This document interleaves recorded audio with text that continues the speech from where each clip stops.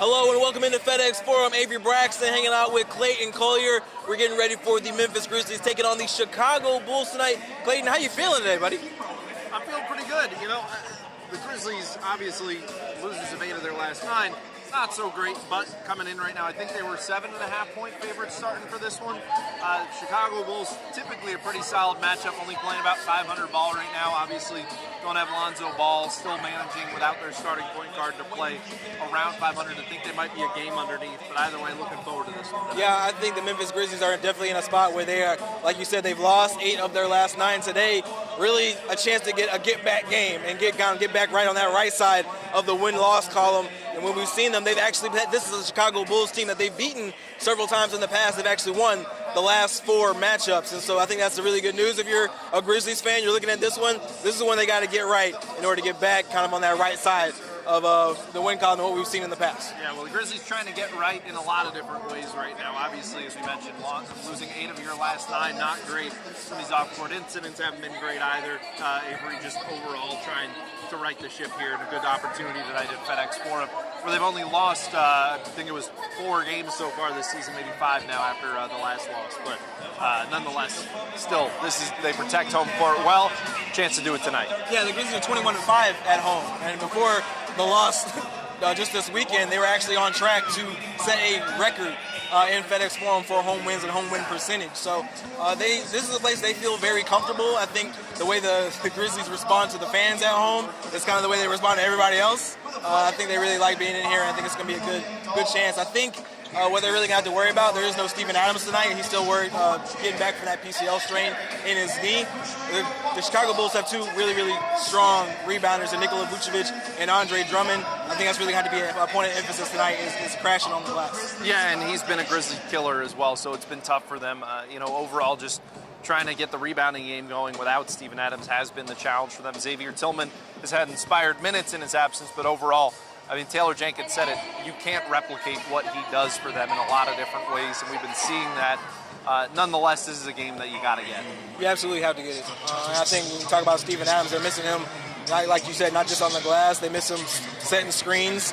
That just the kind of the space he takes up. He frees up Jaren Jackson Jr. on the defensive end, allowing him to kind of freely roam as far as, and we see Jaren Jackson Jr. getting a ton of blocks because he has that ability to roam. He can kind of hang out on the perimeter a little bit more. They're really going to miss him. They've got to figure out how to fill that gap. But we think we're going to get Steven Adams back here pretty soon, hopefully right after the All-Star break. I mean, we're kind of in that window a little bit. Around that range. I think the 3-week range put him at a game or 2 before the All-Star break, so you're probably looking somewhere in late February if there's no complications. But, Avery, should we talk about the elephant in the room from the day? Elephant? I don't see no elephant. What are you talking about? Everything's fine, Clayton. Yeah. So, in case you hadn't heard, there was a report of a post-game incident between Ja Morant's friends and Pacers players as well. Ja addressed that this morning, saying that those reports, at least in his opinion, were false. Went on to also say that he's trying to protect his energy. That's about all he had to say there on that front. But Ja Morant, at least addressing it, answering questions ahead of this game. What I did want to talk about was the other thing that he said.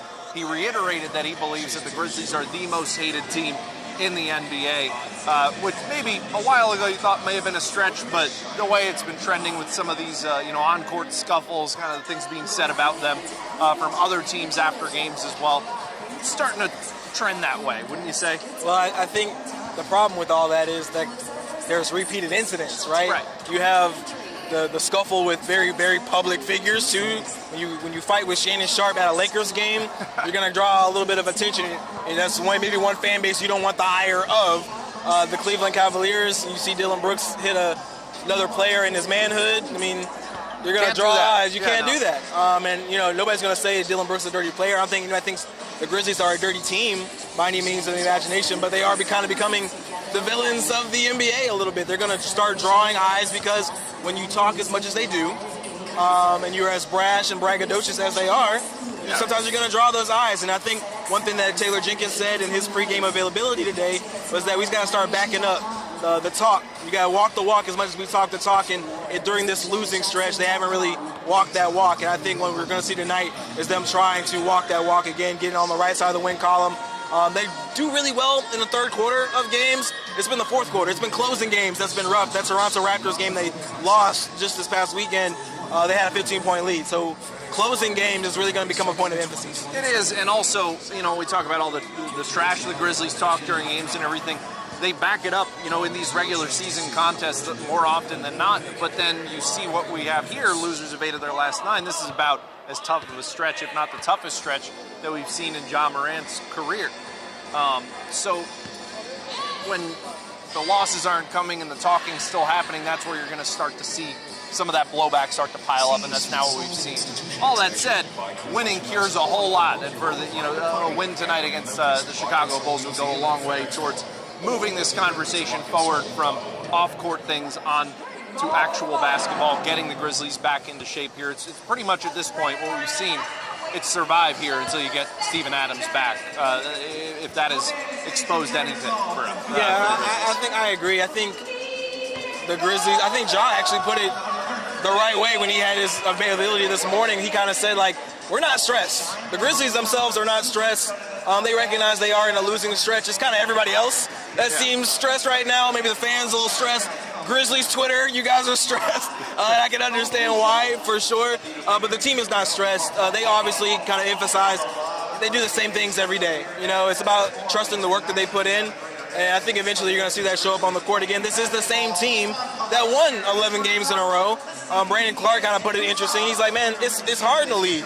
You're going to have your ups and your downs, and it's easy to stay up. It's easy to stay down. They got to get off the mat right now and get up and have another round. Hopefully finish strong before the All-Star break. So I'll say this, Ja usually finds an angle to want to have an edge. He doesn't have to look that hard coming into this game at all. He's about 5 feet behind you there, but I'm going to ask you, so, is this a night where you're taking the over on him no matter what the number is? Yeah, I think with all the chatter that's been going on, Ja Morant's going to have something to prove tonight. Give me Ja over 30. Over 30? I like Ja over 30. And a triple-double? I won't go that far, but give me the 30. But he will be close. I think what we see from him on a regular basis is that he's going to flirt with that triple-double number, whether it's 25, 11, and maybe 7, 8 rebounds. He can have something like that tonight against, honestly, the guards for the Chicago Bulls are really just not strong right now. They're dealing with some injuries. I think this could be a game where he shows out a little bit.